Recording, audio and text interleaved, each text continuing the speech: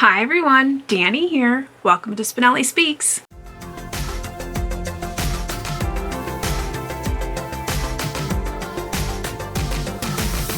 It is time to talk about Chapter 4 in Edward Rutherfurd's London. Now, if you've been following my channel, you know that I am rereading this very big book. And I am doing a series for all of you on the chapter summaries. So we've done the first 3 chapters, and now it's time to talk about chapter 4. Now, chapter 4 is called The Conqueror, and it takes place in 1066 AD. So a huge amount of time has passed, about 400 years since our last chapter. So we have a whole new slew of characters that are still descendants as we continue on. And remember, as you look in the beginning of your book, you do have that big chart of the ancestors here. And it's really nice because each chapter will tell you who is who. And sometimes I always like to look at that and see who's going to be in the chapter because I do like certain lines of descendants more than others. But anywho, this is in 1066 and we see a grouping of characters that really set the stage, I think, for the oncoming chapters. And what I mean by that is we start to see where the loyalties are, where the rivalries are, and some of the sliminess of certain characters. So we'll kind of get into that. What we really have are, I think, 3 or 4 lines in this tree of people that become your more like distinctive lines. So we have Leofric, who is a Saxon, and he's a merchant in this particular chapter, and he is a descendant of that Cerdic. So if you remember from last chapter, the kind of noble landowner who was converting to Catholicism, this is his descendant, Leofric. Then we also have Barnacle, who is one of my favorite characters in the entirety of the book. So he's like a Viking. He's got a big beard. He's very big and carries a battle axe and just very formidable. And I adore his character. I really do. And we have certain other characters that will come into play later.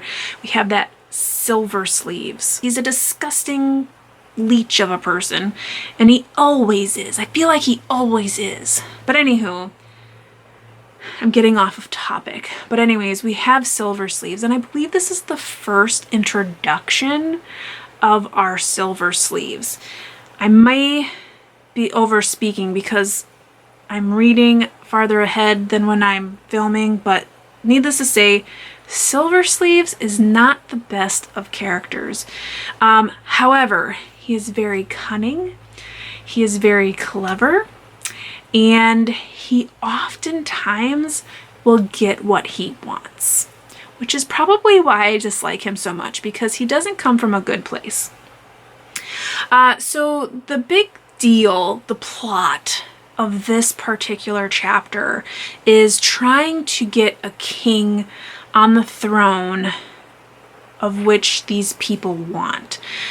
So Leofric and Barnacle really want King, Henry? Because King Edward passes. He dies.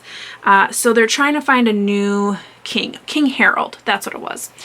So they're trying to get him to take the throne because of what he can control and what they can reap with him on the throne.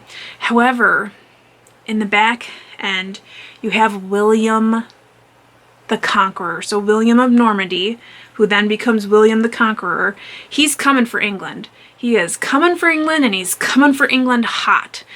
So you have certain people in London trying to revolt against that and trying to not make it happen. So you see all this back end kind of work happening and people doing things that are pretty shady to try to get what they want. And you see a lot of these, I guess, loyalties and rivalries happen because you start to see like daughters being like traded as commodity, like you can marry my daughter if you give me this. So like, again, role of women. They're just little things that you just pass around and hope that it works for you. There's actually like a quote, and it says, daughters were bargaining chips in all classes of society. So we see that a lot. I mean, we see that with princesses and, you know, becoming queens. And so, yeah, the role of women hasn't gone very far. But we have Silver Sleeves again. So I mentioned him earlier. He's French. He's a merchant. Very, very sneaky. One of his kind of characteristics is he has a very long nose. So a lot of times what you'll see in upcoming chapters is it'll like start with like a dark character was in the alley and his long nose something something, and then you're like, oh, it's a Silver Sleeves, right?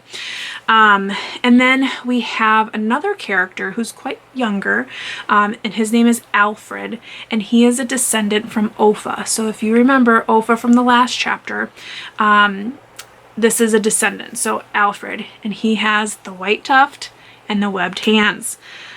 So he's 14 in this chapter, and he is coming from the hillside basically down into London to make something of himself, and he ends up meeting up with Barnacle, and kind of Barnacle takes him under his wing and helps him find work, essentially. We have Hilda, who is the daughter of Leofric, who she is betrothed to Barnacle's son, but because Leofric needs money to, or he's indebted to Silver Sleeves, Hilda actually ends up marrying one of Silver Sleeves' sons, Henri. And that plays out very interestingly, not so much in this chapter, but in the next chapter. And we'll see that in that episode. But Silver Sleeves has two sons, Henri and then Ralph. And we'll see a lot more from Ralph next chapter as well. But we basically hear about all of this kind of political drama about getting Harold on the throne and why it's important, but then all of the drama with William of Normandy coming and the Battle of Hastings and how he wins ultimately and then becomes King of England, and therefore William the Conqueror. So yeah, it's a great chapter because it's setting up so many main characters. It's setting up a really complex pattern of people, because we will see all of these people again in the next chapter, as there is not a big time frame difference between this chapter and the next, so we get to see them have grown just a little bit and see how this chapter impacts the next, which is great. These two chapters, I think, the complexity of the way they think, what they want to do next, and how they build these relationships and how these relationships affect their lives is just incredibly fascinating. And like I said, Barnacle is just amazing. I actually, in my Voxer group, I made a joke about all of these characters and how they're kind of like Harry Potter houses. So Silver Sleeves obviously is a Slytherin, right? And then Alfred, who is our duck, you know, he's a Hufflepuff. And then we have the Leofric, or the descendant of Cedric. They're Ravenclaws. And of course, Barnacle, our Viking, is a Gryffindor, which I know sounds super silly, but as I'm reading through, it's just what popped into my head. So if you have any comments regarding this chapter, please put them in the comments below. Let me know what you thought, what you think about the book thus far. If you have any questions, certainly let me know. If you're new to my channel, make sure you hit subscribe, as we do have several more chapters to come for our read of London. But until next time, I hope you all are taking care, staying safe, reading something fantastic, and you know how it goes. Happy reading. Bye!